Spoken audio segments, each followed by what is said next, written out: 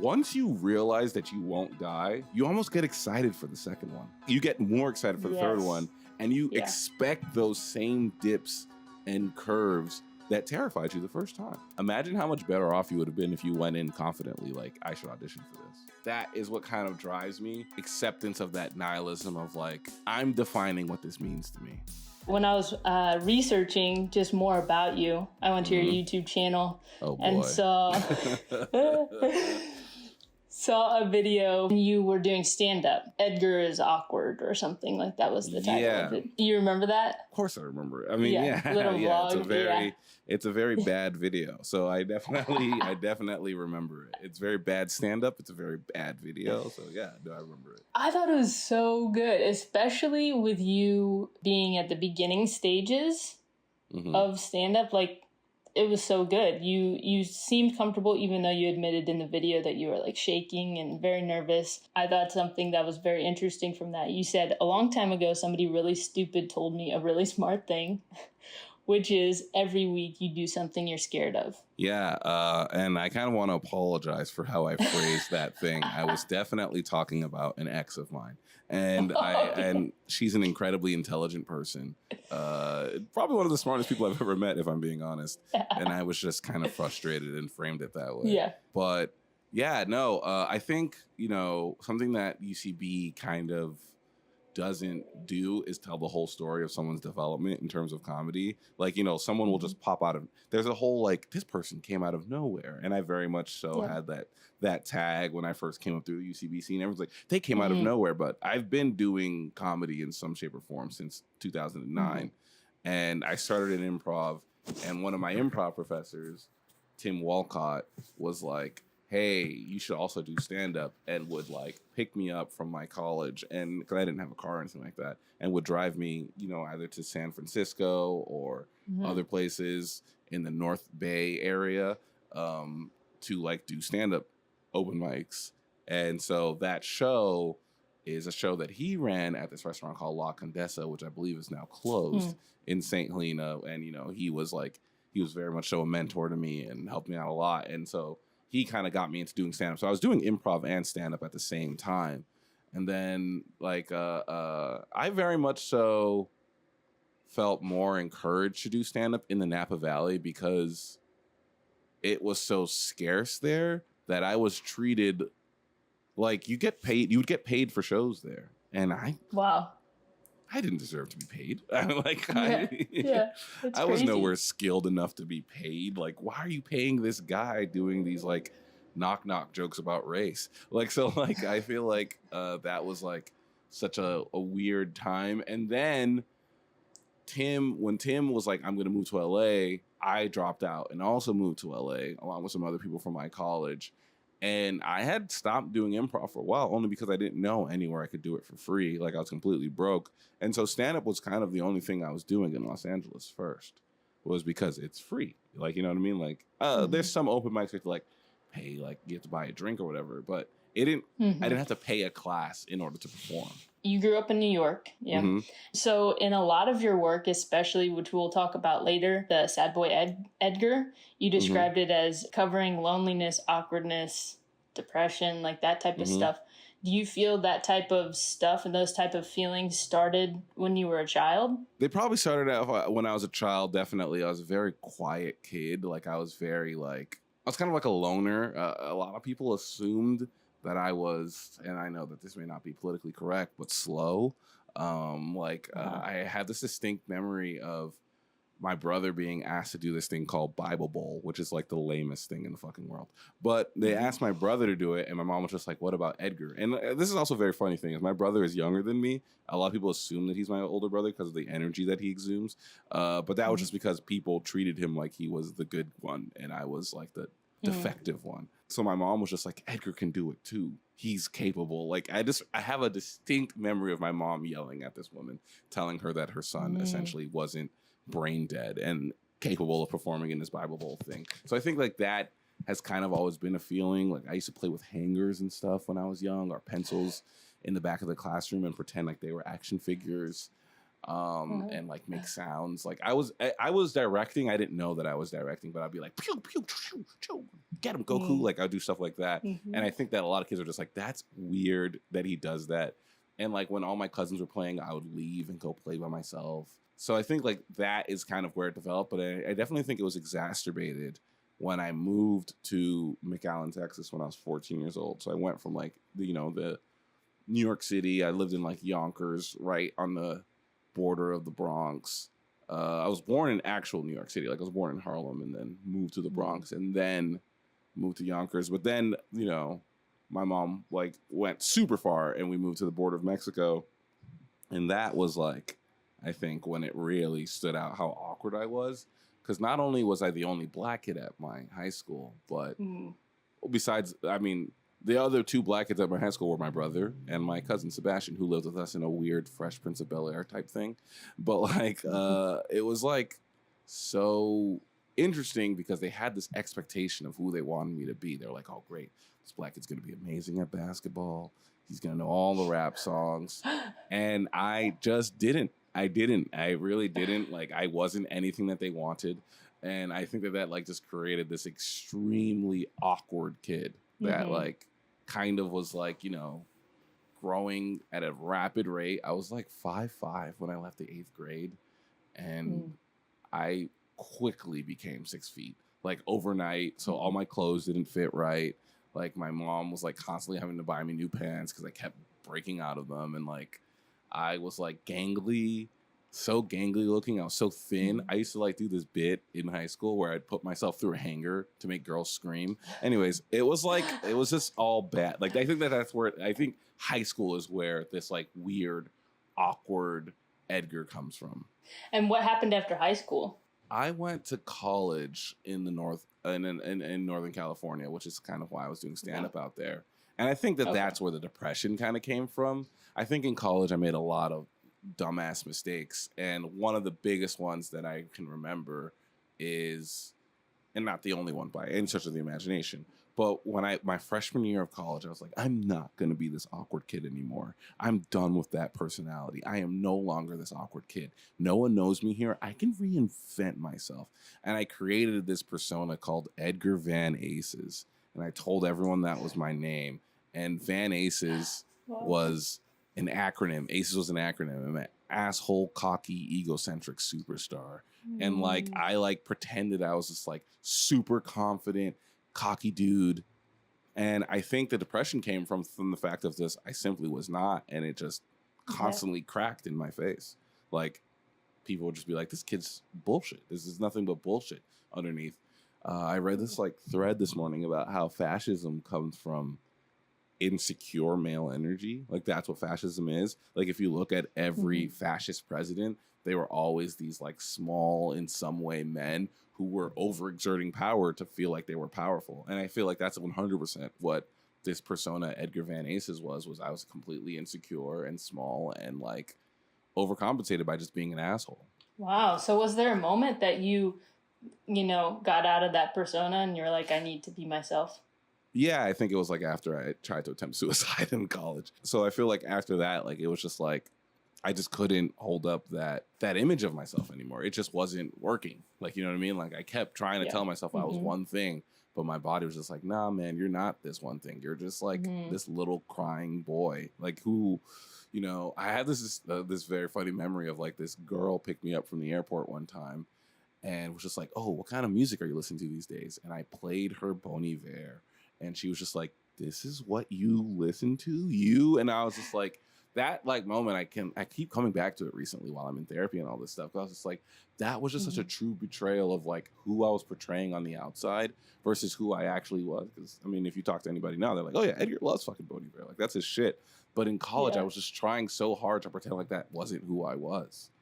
That I wasn't this guy who likes sad music and writes poetry and cries all the time. Like, I was tough, I was cool, I was badass, I was a rebel. I wasn't. I was a little nerd. Did you start stand-up after you like started being yourself again? You know what? Yeah, I did, because I kind of remember my early flirtations with stand-up was trying to be cocky and trying to be mean, and it just wasn't working.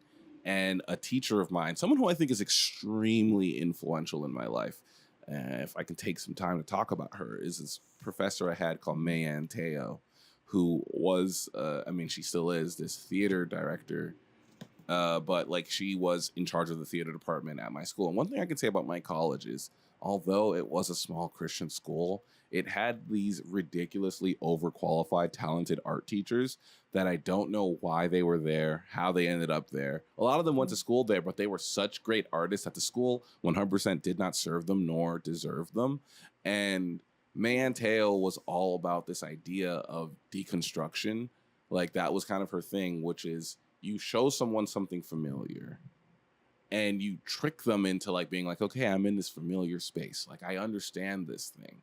But then you start destroying it right in front of their minds and kind of making them see the truth behind a lot of these bullshit comfort ideas that we have.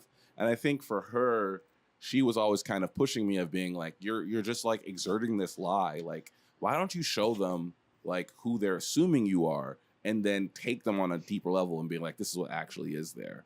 And one of the times I saw that played out was this play that she did called My Alice, which was, she pitched it to the school. And the reason why the school gave us the funds to do it was because she's like, I'm going to do a fun musical version of Alice in Wonderland. And the school's like, that's fantastic. And that's how the play starts. But then you slowly realize that it's a play about why was Charles Little so obsessed with this real little girl named, or not Charles Little, Charles Dodson, so obsessed with this real little girl, Alice Liddell. Like, what was that? Why was that there? And that's kind of what the actual play was. And I remember when the administration saw it and went, this is not what we paid for. But that was such a great moment of like tricking people. And she was just like, theater has to entertain the drunk. It has to make them laugh. And then it has to make them cry. Like those are the three things, or think about the world in a different way.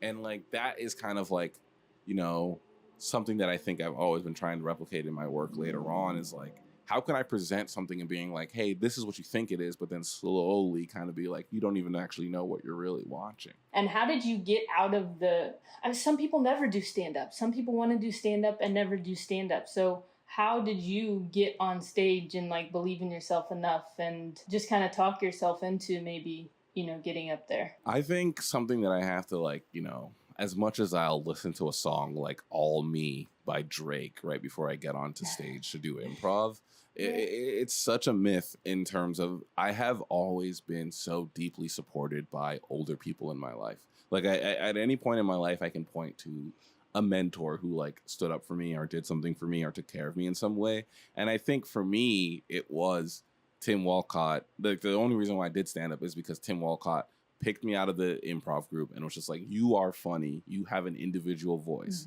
You should do stand up. Like you should be doing something outside, because the improv that we were doing, at least early on in my improv group, was short form games and all that. And I think he was saying like, this isn't enough to like showcase your voice. So he was kind of like not officially a professor at the school. He kind of was just in charge of like the improv stuff. And I feel like one day he took me out to go smoke weed, and we were smoking weed. And then all of a sudden we were at a stand-up show and he was just like, you're going up. I feel like that's what happened. Oh my gosh.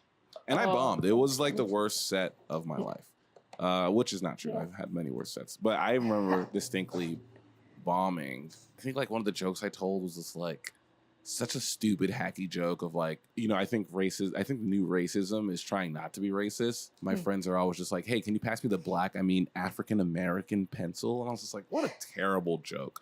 And I remember the audience just not laughing and going, huh. And then I remember saying the N-word and them being like, oh, like they really didn't like that. Yeah, like I think like because of someone like Tim who believed in me, I like had the opportunity to like, get up on stage, and it was just like, yeah, like Tim was there supporting me and he's like, good job, man. Great. We're going to do it again next week. So I had that kind of push. So when you moved to LA and really got into the improv and stand-up scene, what did that look like? I moved with two people from Arcade Currency, actually, Kingsley and Callie. They went to my college as well, and we were all roommates. And again, another instance of someone looking out for me. Because their parents were paying their rent, they were just like, you can just sleep on our floor for a while. So basically what our days were just looking for jobs on the internet, and then at night going to open mics, doing open mics. We would hit Echoes Under Sunset. We would hit Tribal Cafe. We would hit the Nerdist open mic.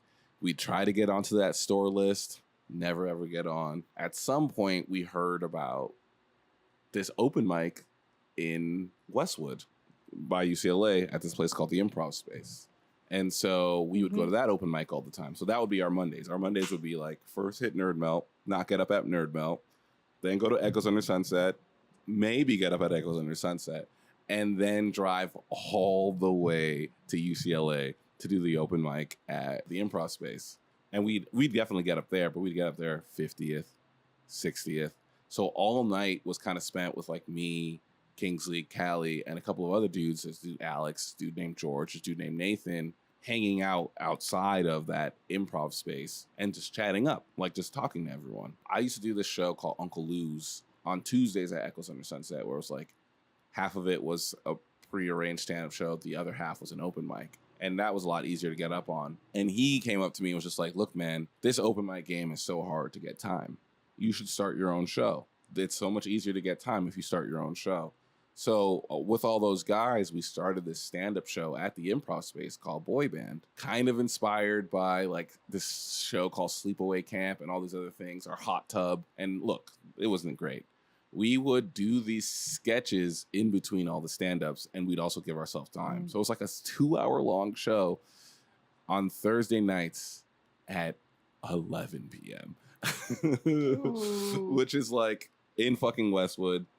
Thursday nights, I guess, is like there's this college tradition at public schools called Thirsty Thursdays. So our audience was mostly drunk, underage UCLA students, which I don't know if I should even say, but it's true. Like I don't know if it's true. So like I have this distinct memory of we did this one called Are You Funnier Than a Fifth Grader? Like I was like this game show host, kind of ripping off of Annie Daly and an Annie Daly bit, who couldn't get any pilots off the ground. And so we were shooting a pilot of this new game show I have called Are You Funnier Than a Fifth Grader? Where we would have stand-ups come on, and then we would have a fifth grader, which was just Callie wearing a backpack. We didn't even try that hard to make him look like a little kid. After they did their stand-up set, we would have Callie tell one joke, a really bad joke, and then we would have the audience vote who they thought was funnier. And every time this drunk college kid audience voted for Callie, and it would piss the stand-ups off. So here we are, like, and like we got some pretty decent stand-ups on the show at the time. Like in LA, people just do time, like, you know, like work on like bits of their bits, because we were offering people like 10, 15 minutes. I remember this guy, Steven, had just done a set. It didn't do well because, again, it's like 12 midnight and people are like half awake because they're very fucking drunk and covered in like pizza sauce. And his set didn't go well. And then at the end, Callie's walking up and he went, do I have to do this bullshit or can I just go fucking home? We're like, you can just go home, dude. We could just go home. He said that on stage in like, that show. That was like, I think for me, it kind of gave me a lot of skills in terms of producing it. Like, you know, we made the poster, we booked people and all that stuff. And then through doing that show and messing around at the Improv Space, I met Janine Hogan, who, like, you know, is still like a very, very good friend of mine, and we collaborated together a bunch. That was like, you know, we met like all these people. And like what's crazy about Boy Band is George Lenenberg Jr., who was one of the members of Boy Band and did that show, every day he would like tell us like, man, I'm gonna be in Spider-Man. I'm gonna be in Spider-Man. I'm gonna be in a Transformers movie. He would say all this shit. I'd be like, man, shut the fuck up, George, you dumbass. You ain't shit. You like this 17-year-old Puerto Rican kid. Shut the fuck up. And to his credit, he is in Spider-Man. Wow. He was the co-lead of the Bumblebee movie with Haley Stanfield. He's oh like, my gosh. he's like a pretty legit actor now. But that's like, you know, kind of like how it works of like, this was an early thing of all of us doing something. And then now he's off and doing something else. Like, that's where we all started. I mean, I think that's part of like something I adopted from him was vocalizing what I wanted, which is like, you know, a whole other thing. Yes. So you really got into it. Producing shows is not easy. No, it wasn't. It led to a lot of fights. Yeah, yeah, especially with a whole bunch of people, lots of skills. So then you eventually made Sad Boy Edgar. Yeah, Yeah. what inspired you to do that, and what was that like? Yeah, so kind of like the long-winded answer of that is like I started doing UCB, I got on Herald, I kept getting acting things, like people kept being like, and not like on like, I don't want to sound cocky, like, man, they were offering me pilots, and no, like people just were like, hey, you want to be in this sketch for like $50 for the day or whatever, and like and that was frustrating to me because pretty early on in college, I mean in high school, I realized that I wanted to be a writer, and I went to college to be a screenwriter, and then that changed to being a TV writer because I just felt like TV, you could do so much more with the characters and all that stuff. So I came to Los Angeles with the intention of performing comedy, but I wanted to write. I never wanted to act. I don't like acting. I think I'm a very, very bad actor. It's my face. It's something about my face just makes these weird, like, I don't know. I just can't. I have this distinct memory of like Gus Van Sant. I was in this Gus Van Sant movie and he was just like, laugh. And I was laughing and he's like, why do you laugh like that? I was like, this is me laughing. Yeah. Yeah. So I don't like acting. I don't even like seeing myself reflected on a screen. But I was submitting for all these rooms and I wasn't getting them. And someone had told me that stand-ups are more likely to get in rooms because they have this visual representation of their humor. When you're submitting to a room, what you do is you send a sample script, right? Like that is kind of like your voice. But sometimes showrunners don't want to read a whole script. It's so much easier to watch a stand-up video and go, oh, that's what makes that person funny. When I heard that, I was just like, okay, I'm gonna make a web series that's kind of my voice, like that kind of has like that awkward, weird tone to it, that dry sense of humor that I really enjoy. So that kind of was what Sad Boy Edgar was it was just supposed to be this thing that I could submit to rooms. That being said, the acting in it is so weird and awful that I think that people watch it and go, what is this? Like, Did you film that in a day? yeah, we filmed all those episodes in one day. And that was the intention, was to keep them short. Because again, we were like, how do we, I worked with Cody Ziegler on that, who weirdly enough, talking about people who you meet early on and then they go and they do all these things. Like, you know, now he's a writer for She-Hulk and all that stuff. But like, we met in line at Bangarang when I was an intern at UCB. Like I was like letting him in. I was letting this girl in, Katie, who I'd seen 1,000 times. And she's like, oh, this is my friend Zig. I think you guys will get along. And then boom, like, you know, Zig is like now my go-to for anything I try to create creatively. So like, that was like the intention of going into it, was like, make sure these are short so someone could just watch all of them in one sitting, like that. Like they can just be like, oh, okay, this is kind of what he's like. It's done me more harm than favors, I think, in terms of submitting to rooms. I don't know. One of my bosses who hired me on my first WGA room, he's like, yeah, we watched it. And we went, this is funny, but I'm not sure why. I don't know what's happening, but I'm laughing. I'm a lot weirder than I think the Herald allows me to be sometimes. And I think that like, that's kind of what I was hoping for out of that. And that's something that I'd like to like do more of, is like that dry, very weird, surrealist kind of humor. But again, the deconstruction kind of a thing. Yeah. And it was also really well produced. Like the graphics, the music, you know, it was a full package. No, I think that's something that I kind of adopted from Vince Staples, was like talking about, he was just like, now when you write a song, you can't just write the song. You got to think about what the video is going to look like what the clothing line, like he's like, it has to be like this whole package thing. And that's why I was just like, okay, you know, Anna did the graphics for it. And I told her like, you know, I want it to be like blue. And like, I feel like everyone kind of like understood the vibe that we were going for. And like, you know, we wrote out this like whole second season too that was like even more so like deep into it. And like, it was a vibe, like, you know, like we're trying to get off this vibe to it. And like you said, like, it's like making sure like the episode doesn't end with like music going, yeah, da, da, da, da. Like, it's not like happy music. It's like, it's fucking depressing music, because like that's kind of like the vibe and all that stuff. Do you feel like you ever get in your own way? All the time. Marcy Giroux once said that to me. The year I got on Herald, I told myself I wasn't going to audition because I didn't think I was ready. I didn't think I was good enough. And Hal Rudnick kind of pulled me aside. He's like a very, he does like the character classes at UCB. Very fantastic character actor.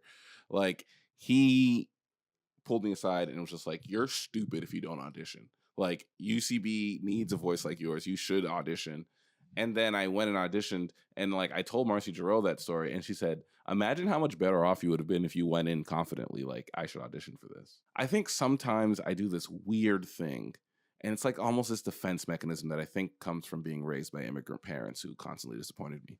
But like I think it's like I feel like if I want something, I should tell myself I don't deserve it, or else I won't get it. Like I feel like the moment I tell myself I'm gonna get it or I deserve it, it won't happen. So I almost like tell myself, you don't deserve this. You're not good enough, in a way to like humble myself to get it. But it works sometimes, but also I think it can lead to some very self-destructive cycles.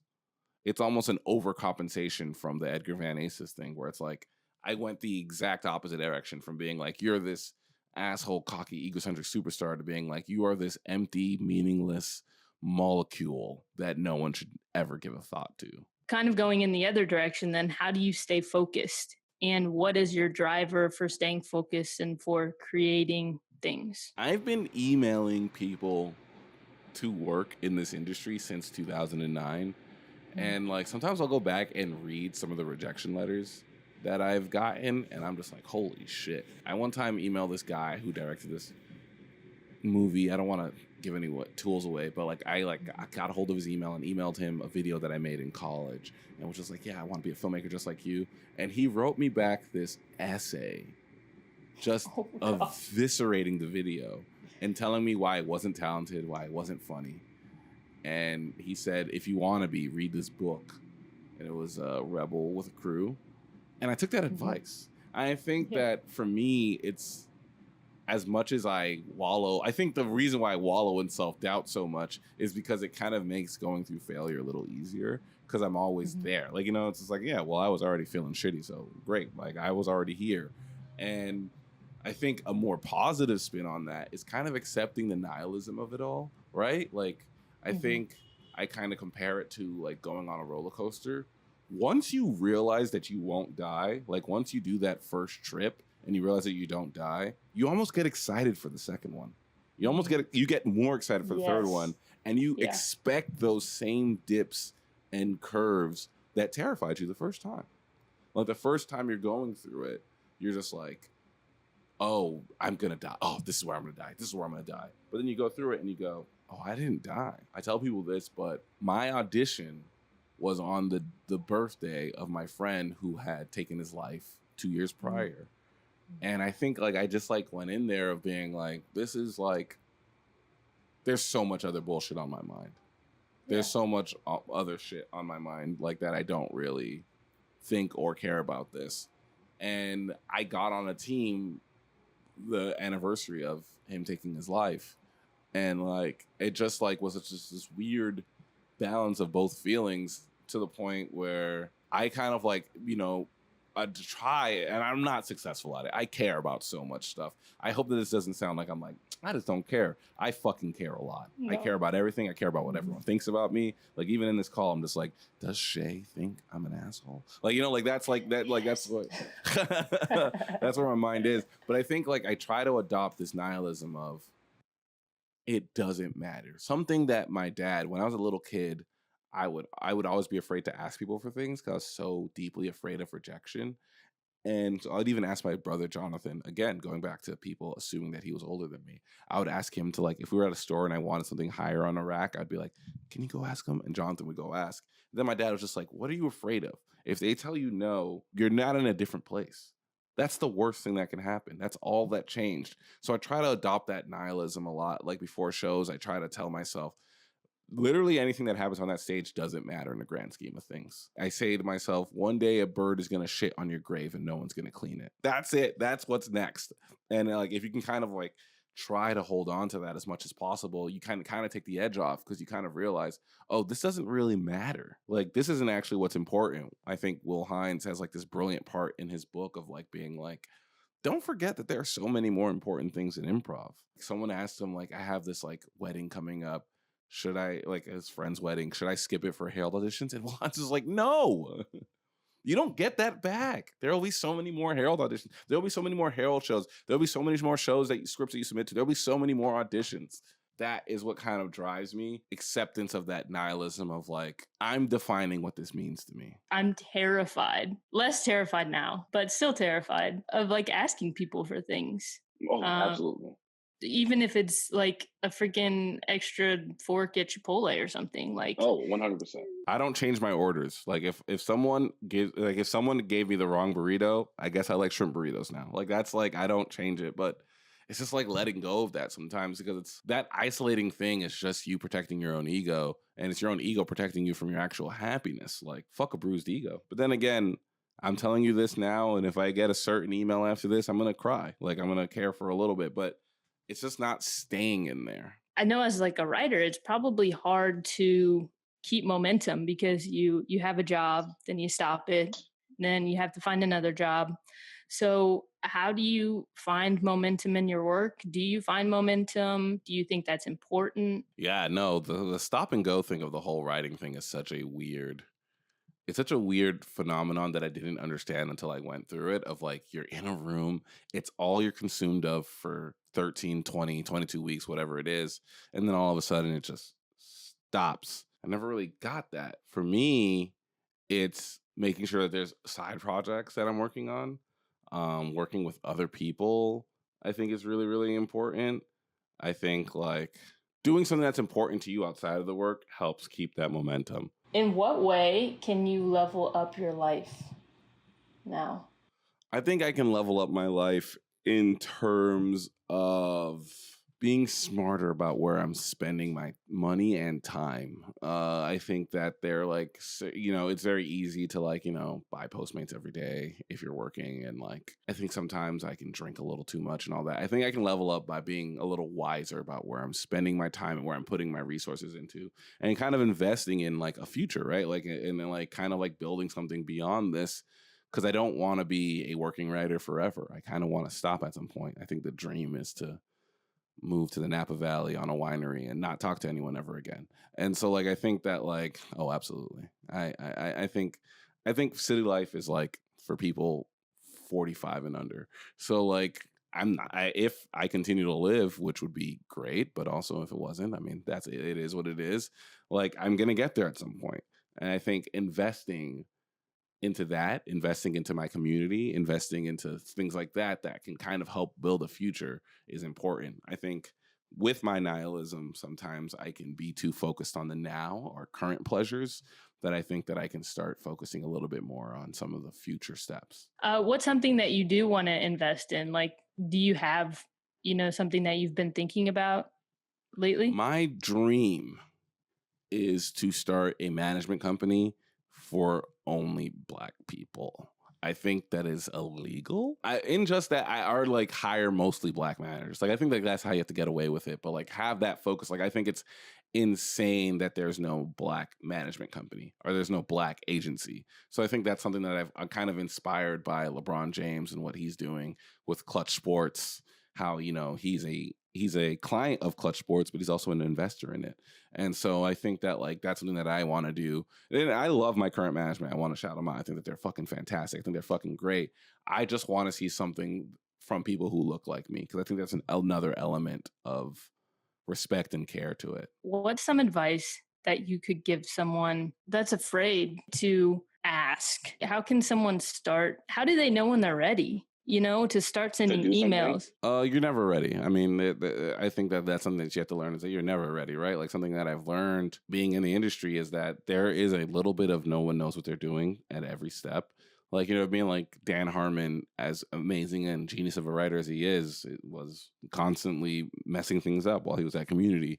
So I think it's just like knowing that takes a little bit of the pressure off, but also say, why do you love this thing? Sit down and write down why you love this thing, and just keep that as a reminder of this is why I'm doing it. And if you can carry that, I think that it'll make it a little bit easier to make a phone call, to do this, to do that, because you're operating from a place of love. You're operating from a place of like, I love this thing and that's why I'm doing this. I think desperation is the opposite of love. It's like a need to control or hold on to it. And again, I play from desperation a lot of times, but I think if you operate from like, I love this thing, it helps so much. And also just be prepared. Something my friend Alejandro and I were talking about when we were on Shrooms 2 weeks ago was, it's insane Like, you played basketball, right? Where like when someone hits a clutch shot, kind of what they have to do is remove everything else from it.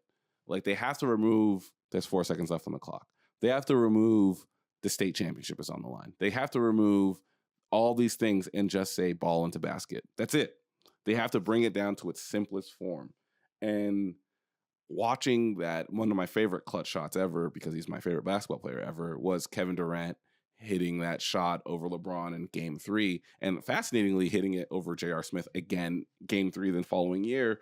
But we were watching his highlights while we were on shrooms, and we were just like, he's hit that shot a dozen times in his career, probably more.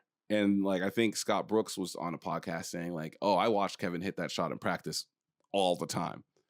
So for him, it was just another shot. He didn't put all that weight on it. He didn't think about any of that. It was just trust the muscle, trust everything else. It's just another shot. So again, if you love this thing, if you know you've been working hard and all this, just trust everything that you're bringing in with it.